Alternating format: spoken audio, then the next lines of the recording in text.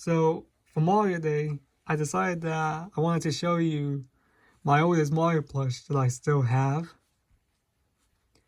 And as you can see, this guy is very old.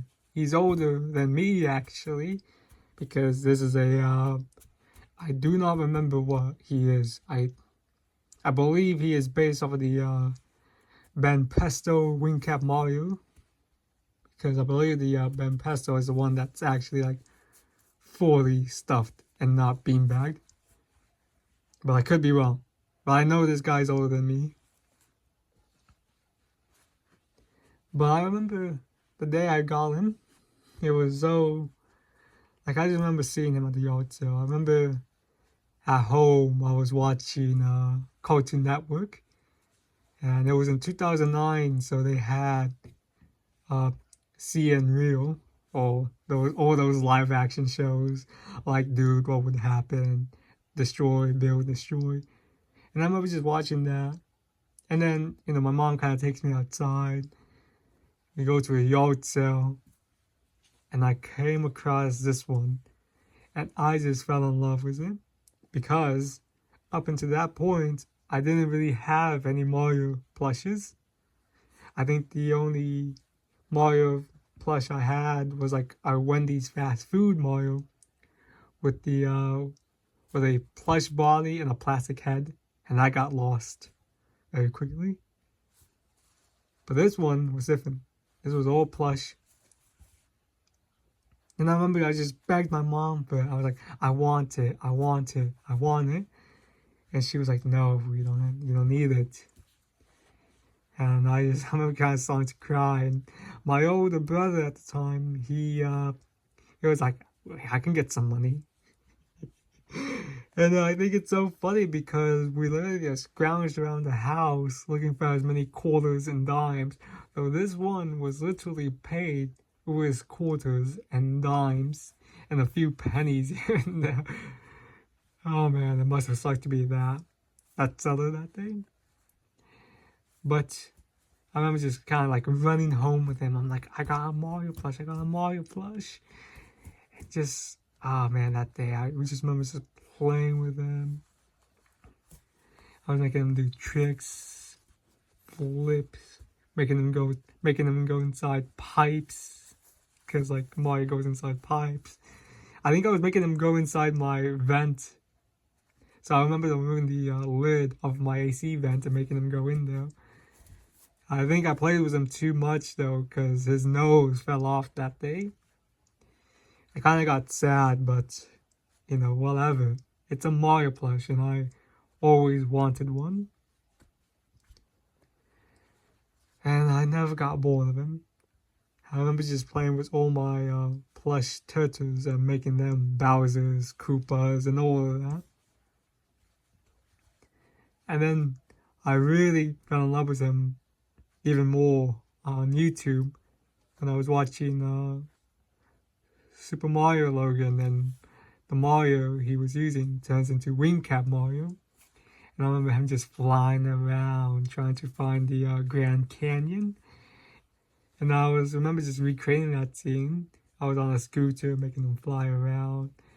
And my friend was like, what are you doing? I was like, I'm going to the Grand Canyon. And he's like, where is the Grand Canyon? I was like, I don't know. Because I didn't know what a Grand Canyon was. Because I was like 5 years old. And all this joy that I felt, it just seems so... it's just... I can remember it so well. But I also remember that me and this plush were going to go through hell and back relatively soon. By the end of 2010-ish, entering 2011, we had some problems. Even though I was born in the US, I was born in Ohio, it ultimately caused me to be dragged to Mexico. And I remember just taking this one and taking as many plushes as I could. And while in Mexico, I wasn't in the city. I wasn't in any big cities in Mexico. I was in these very remote towns and villages. So I believe it's my parents were born in the south of Mexico. That's all I'll tell you. But those ones, those places were very barren. They did not have big stores. They did not have Targets and Walmarts. Any place where you can find a Mario plush. There was no toy stores. This was all I had at that point in time. And I remember, I just remember sleeping with them, just protecting them as much as possible. And I remember one day, he went missing. I think I left him out, and he was gone. And I just remember just searching endlessly through my little area, just trying to find him.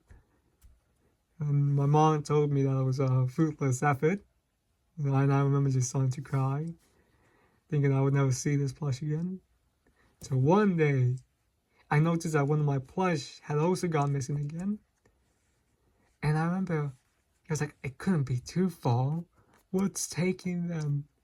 And I just see this dog carrying them away. And even though I was afraid of dogs, I wanted that plush back. So I was just chasing him and chasing him. Eventually he dropped the plush. And right next to that plush was Mario. And I remember I took him. But the thing was, when I grabbed him, he was very filthy. It looked like someone put mayonnaise on him. Because he was I don't know. It genuinely looked like someone freaking put mayonnaise on Mario. And I was just having to scrub away all of that. So obviously ended up cracking his eyes. Shockingly, the M was relatively well preserved. I wouldn't be surprised if I had some dry markers here and there. But this one, really went through it. And eventually, we got all the problems sorted out back home.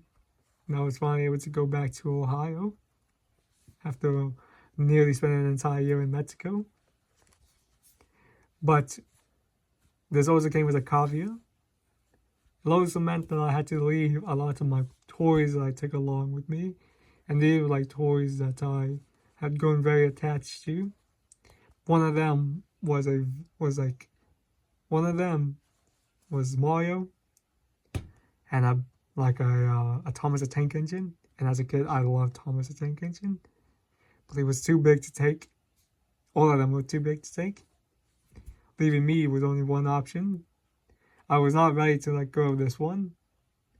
So I remember just putting them in my pockets and attempted to sneak him on the plane. Now, he was not snuck on the plane because they immediately noticed and made me take him out of my pockets to put him on the conveyor. But he was finally home safely. He kept me entertained the entire trip. So very much interesting. Lord is what I said. Oh, and in case you're wondering what happened to his wing caps, I kept longing for a normal Mario plush, so I just snipped it off and had my mom stitch him back together because I wanted a normal Mario plush. Obviously, to many people that would be a very dumb decision, but to me, Mario's look is very iconic, and I just wanted to replicate that as much as possible. But this drags me on to this one, who doesn't have as much of an interesting story as this one didn't go across a different country. But this one, honestly, I just remember falling in love with him too. It was Christmas, or Christmas Eve. It was Christmas Eve 2011 when I found him at a Walmart. And I was like, this is the best Mario plush that I have ever seen. And I remember just playing with him. And my mom had already got me a Christmas gift. And so she didn't want me to take him. She was like, put him down. And I was like, I'm just going to play with him until we have to leave. And I remember when we finally got to the cashier, I just looked at him, placed him down, and was ready to leave him. Until my mom was like, fine. I'll get you them. And I was so excited. I remember just introducing them to each other, being like, oh my god, 2 Mario plushes. And this one will eventually spiral into an entire collection of a bunch of Mario plushes that would lead to me interacting with a lot of my friends with it. In 4th grade, I one time just bought almost my entire set of Mario for indoor recess. And I would just play Mario plushes with all my friends. And that's why that's like the most social I've ever been in 4th grade, was just playing with my Mario plushes. So, I definitely plan to keep this guy pretty long, but I think I'm never gonna do my best to preserve this guy for as long as possible, because the history written on this plush is absolutely incredible. I hope you enjoyed my little story. Thank you.